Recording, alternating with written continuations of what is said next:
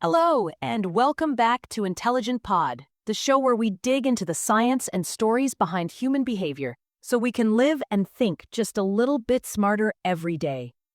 I'm Sophie Lane, your host, and today we're talking about a topic that is way too familiar for most of us: why we procrastinate, and more importantly, how we can actually stop. If you're listening to this episode right now, instead of doing something you're supposed to be doing, like writing that report, studying for an exam, or finally tackling your inbox, don't worry, you're in good company. Procrastination is something almost everyone struggles with, at least from time to time. In fact, studies show that nearly 20% of adults identify themselves as chronic procrastinators. That's 1 in 5 people. And if you're a college student, that number can be even higher.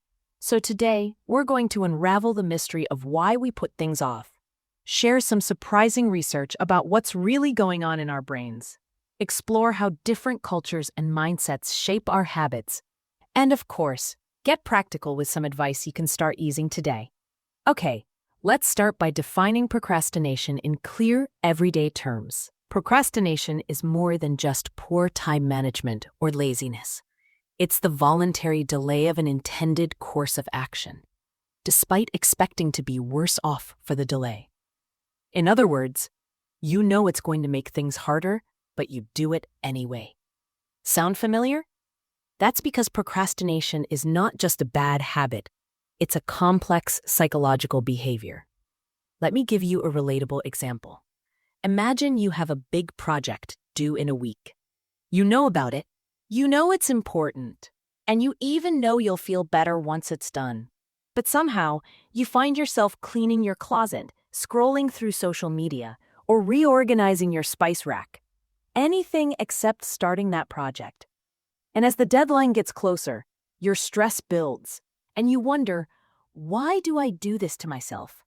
Well, let's break it down from a psychological perspective first. According to Dr. Timothy Peichel, a leading researcher on procrastination at Carleton University, procrastination isn't a time management problem. It's an emotion regulation problem. We put off tasks not because we don't have enough time, but because those tasks make us feel uncomfortable in some way. Maybe they're boring or confusing, or they make us anxious about failing. So our brains look for relief by turning to something else that feels good in the short term. That's why you find yourself doom scrolling or deep cleaning when you're supposed to be working. To make matters more interesting, neuroscience gives us even more insight. When you procrastinate, you're basically caught in a tug-of-war between 2 parts of your brain: the limbic system, which is the part that seeks immediate pleasure or relief, and the prefrontal cortex, which is responsible for planning and long-term goals. When those negative emotions bubble up, your limbic system can overpower your logical brain, and boom, you're deep into a YouTube rabbit hole. Now, let's bring in a little science. A 2016 study published in the journal Personality and Individual Differences found a clear link between procrastination and higher levels of stress, lower well-being, and even physical health problems. The researchers also found that chronic procrastinators tend to have higher rates of anxiety and depression, often because procrastination creates a cycle of guilt and self-blame. You put things off, you feel bad about it, and then you're even less likely to start the next thing. It's a vicious circle. But before we get too gloomy, let's look at procrastination through a cultural lens. In some cultures, putting things off isn't always seen as a sign of weakness. In fact, in some East Asian countries, there's a concept called active procrastination. This is when people deliberately delay tasks because they believe they work better under pressure. And for some, that adrenaline rush of a looming deadline does seem to spark creativity and focus. But, and this is important, studies suggest that even so-called active procrastinators still experience higher stress and less satisfaction overall. So, while a little last-minute pressure can sometimes help, chronic procrastination is usually more harmful than helpful. Now, I want to share a real-life story that I think many of us can relate to. I once spoke with a listener, we'll call her Maria, who told me that she used to put off writing her master's thesis for months. Every time she sat down to work, her mind would race with self-doubt. What if my research isn't good enough? What if I fail? Instead of facing those fears, she'd distract herself with chores or TV. Eventually, with the deadline looming, she powered through the last 2 weeks in a haze of stress and coffee. She finished, but she told me she felt exhausted, disappointed, and a little resentful that she didn't give herself a chance to do her best work.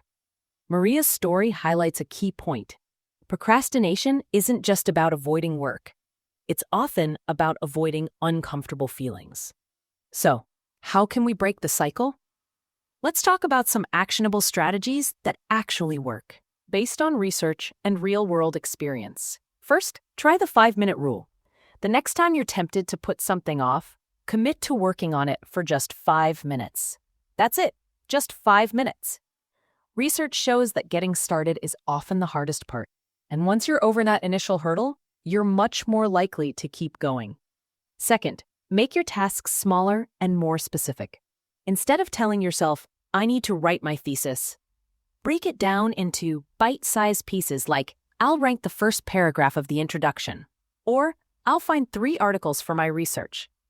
Each small win gives you a little dopamine boost and builds momentum. A third strategy is to practice self-compassion. This might sound a little fluffy, but hear me out.